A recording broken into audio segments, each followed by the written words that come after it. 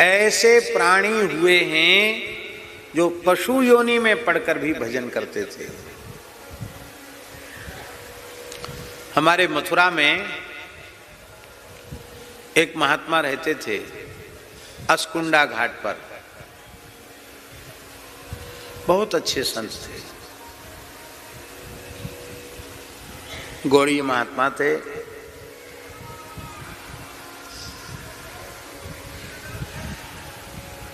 बड़े नाम जापक थे, भजनानंदी थे।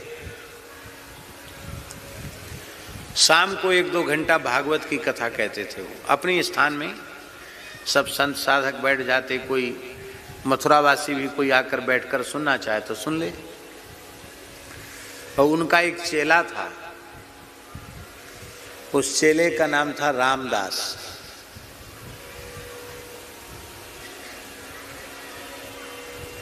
बहुत परिश्रमी था वो, खूब काम करता था स्थान में, सारा काम वही संभालता था, ऐसा समझो। पर कथा में नहीं बैठता था। और तो और कथा के समय कहता है, ए रघुवीर दास जी उठो, वो टोकना उठाओ।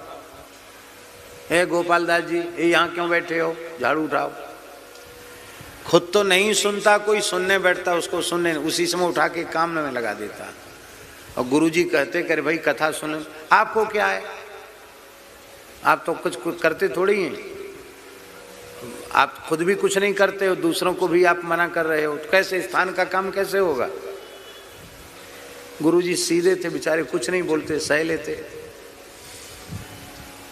एक दिन उसने कोई बड़ा रसमय प्रसंग चल रहा था और उसने ज्यादा खटर पटर किया, बर्तन उठा उठा के पटकने लग गया इधर से उधर।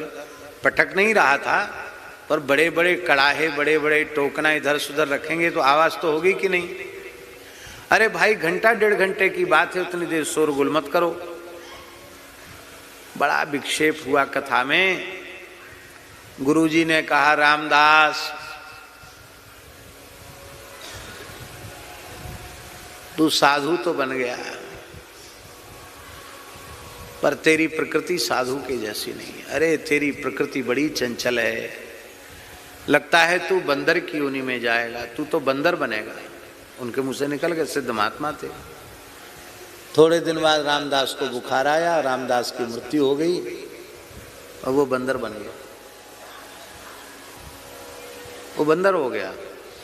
और गुरुजी ने जैसे ही कथा शुरू किया तो वो बंदर की योनि में, अब उसको पूर्व जन्म की याद थी कि मैं स्थान का अधिकारी था, सब कुछ मैं ही संभालता था, और अब इसी स्थान के पेड़ के ऊपर में बंदर बन गया। तो जैसे ही कथा शुरू हुई, अब वो पेड़ से उतर के आया, छोटा सा बच्चा बंदरिया का, आकर के उसने बड़ी श्रद्धा से प्रणाम किया, सिर रखकर प्रणाम किया और हाथ जोड़कर ऐसे बैठ गया। मंगलाचरण के पहले ही आके बैठ गया कथा सुनने। गुरुजी वृद्ध तो थे ही, वो वहां से ले कहा, रामदास। तो बंदर बोला,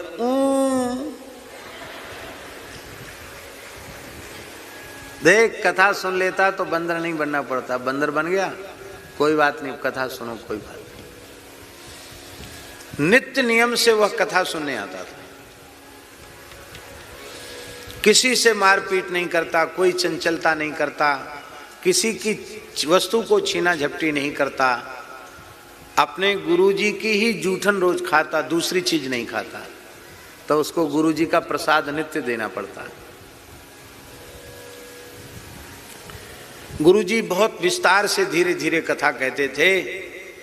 3 साल में भागवत जी पूरी हुई। कितने साल में? 3 साल। रोज कथा होती थी।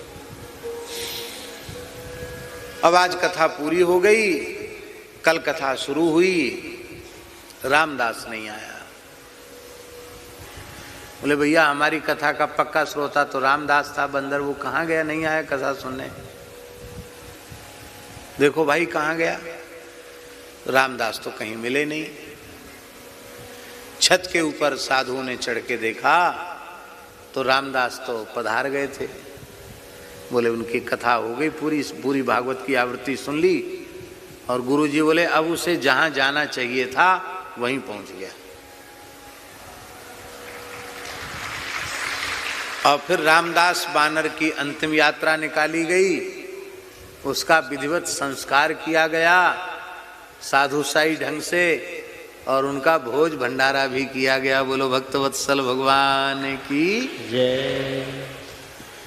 पशु योनि में पड़े हुए जीव भी भगवान का भजन करते हैं।